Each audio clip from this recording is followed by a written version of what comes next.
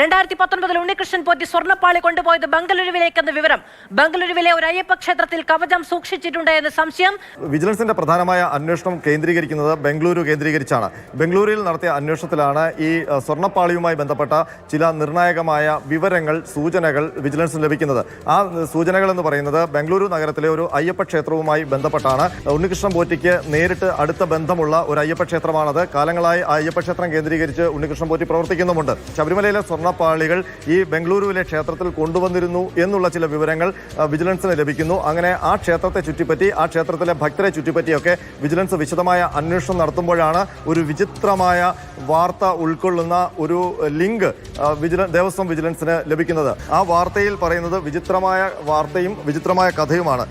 അതായത് 2019 സെപ്റ്റംബർ 14 ഈ പോർട്ടലിൽ വന്ന വാർത്ത പറയുന്നത് ഇങ്ങനെയാണ്: ബംഗളൂരു വ്യവസായി വിനീത് ജെയിന് ശബരിമലയിലെ സ്വർണ്ണപ്പാളി ലഭിക്കുന്നു എന്നുള്ളതാണ്. അതായത് ശബരിമല ക്ഷേത്രത്തിൽ വിജയ് മല്യ സ്വർണം പൂശി വെച്ചിരുന്ന സ്വർണ്ണപ്പാളി വിനീത് ജെയിന് ലഭിക്കുന്നു. ഈ പാളികൾ ശബരിമലയിൽ വിജയ് മല്യ സമർപ്പിച്ചതാണ്.